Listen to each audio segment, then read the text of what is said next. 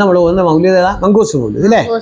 അത് നമ്മൾ നേരത്തെ പറഞ്ഞു, അള്ളാഹു സുബ്ഹാനഹു വ തആല മുത്തുനബി സല്ലല്ലാഹു അലൈഹി വസല്ലം ഈ ലോകത്തെ ഏറ്റവും അള്ളാഹു തആല ഉന്നത സൃഷ്ടിയായിട്ടും ഏറ്റവും കൂടുതൽ അള്ളാഹു തആല സ്നേഹിച്ച വ്യക്തി ആരാണ്? അതുകൊണ്ടാണ് അള്ളാഹു തആലയെ നേരിട്ട് കാണാൻ ഭാഗ്യം കിട്ടിയത് അല്ലേ? നമ്മൾ പാട്ടിലൂടെ ഒക്കെ പഠിച്ചില്ലയോ, അള്ളാഹെ കാണാൻ എവിടെയേ പറ്റത്തുള്ളൂ?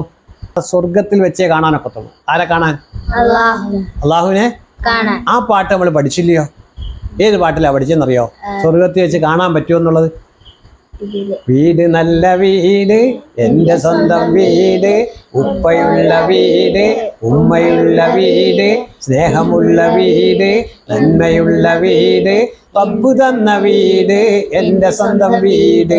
പരലോകത്തൊരു വീടുണ്ട്, സ്വർഗമതെന്ന വീടുണ്ട്, പാലാറവിടെ ഒഴുകുന്നു, തേനാറവിടെ ഒഴുകുന്നു, മധുരഫലങ്ങൾ വിളയുന്നു, റബ്ബിനെ നേരിൽ കാണുന്നു, ആശകളെല്ലാം വീഴുന്നു, എന്നുടെ ലക്ഷ്യം അതേ സ്വർഗം. ഇപ്പോൾ പഠിച്ചില്ലേ അത്? അപ്പൊ അള്ളാഹുവിനെ കാണാൻ എവിടെ വെച്ചേ പറ്റത്തുള്ളൂ? സ്വർഗത്തിൽ വെച്ചേ പറ്റത്തുള്ളൂ. എവിടെ വെച്ചേ പറ്റത്തുള്ളൂ? സ്വർഗത്തിൽ വെച്ചേ പറ്റത്തുള്ളൂ അല്ലേ? അപ്പൊ നമുക്ക് അള്ളാഹുവിനെ കാണണമെങ്കിൽ അള്ളാഹു തആല ഇഷ്ടപ്പെട്ടവരെ ഇഷ്ടപ്പെടണം. ഏറ്റവും അള്ളാഹു തആല ഇഷ്ടപ്പെട്ട ആരാ? അപ്പൊ മുത്തുനബി നമ്മൾ സ്നേഹിക്കണ്ടായോ?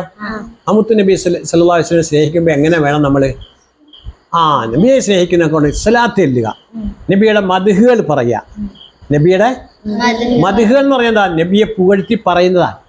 നബി സല്ലല്ലാഹു അലൈഹി വസല്ലമയെ സൃഷ്ടിച്ച അതായത് അള്ളാഹു തആല ലോകത്ത് ആദ്യമായി സൃഷ്ടിച്ച എന്തിനാണ്? റസൂലുള്ളാഹി സ്വല്ലല്ലാഹു അലൈഹി വസല്ലം പ്രകാശത്തെയാണ്. ആരെയാ സൃഷ്ടിച്ചത്? ആ പ്രകാശം സൃഷ്ടിച്ചതിന് ശേഷമാണ് ആദം നബി അള്ളാഹു തആല എന്ത് ചെയ്യുന്നത്? സൃഷ്ടിക്കുന്നത്. ആ പ്രകാശത്തെ എവിടെ നിക്ഷേപിച്ചു? ആദം നബിയിൽ നിക്ഷേപിച്ചു. ആ പ്രകാശം ഇങ്ങനെ സഞ്ചരിച്ച് വന്നു, അബ്ദുല്ലാഹിൽ എത്തിച്ചു. അബ്ദുല്ലാഹി റളിയല്ലാഹു അൻഹു അൻഹുവിൽ നിന്ന് ആമിന ബീവിയിലൂടെ ാണ് ആര് ജനിക്കുന്നത്?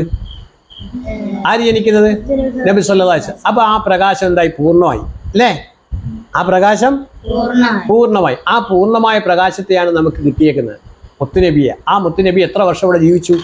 63 വർഷം. 40 വർഷം കഴിഞ്ഞപ്പോഴാണ് അള്ളാഹു തആല പ്രവാചകത്വം നൽകുന്നത്. പിന്നെ 23 വർഷമാണ് നബി ജീവിച്ചത്. എത്ര വർഷമാണ്? 10 വർഷം എവിടെയാണ്? 13 വർഷം മക്കത്തും 10 വർഷം മദീനത്തും. അതായത് 40 വർഷം ജീവിച്ച നബി സല്ലല്ലാഹു അലൈഹി വസല്ലമയുടെ ആ ദൗത്യം, അതായത് ഞാൻ നബിയാണെന്ന് പറഞ്ഞതോടുകൂടി ആ ഏറ്റവും സ്നേഹിച്ച് നബിയെ അംഗീകാരത്തിന്റെ അങ്ങേയറ്റത്തെ ഒരു പേര് തന്നെ നൽകി. ഏത് പേരാ നബിക്ക് കിട്ടിയ പേര്? മുഹമ്മദ് എന്നാണെങ്കിലും അൽ അമീൻ എന്നായിരുന്നു വിളിച്ചിരുന്നത്. എന്താ വിളിച്ചത്? സത്യസന്ധൻ എന്ന് വിളിച്ച ആളായിരുന്നു. പക്ഷേ നബിയാണെന്ന് പറഞ്ഞുകൂടി എല്ലാവരും എന്താ മക്കി? നബിയെ എതിർത്തു ഇല്ലയോ? നബിയെ ആ സത്യസന്ധനുള്ള സ്ഥാനമൊക്കെ അവർ കളഞ്ഞു കുളിച്ച് സംസാരിച്ചു അല്ലേ? അങ്ങനെ നബി ഒരുപാട് ബുദ്ധിമുട്ടിച്ച്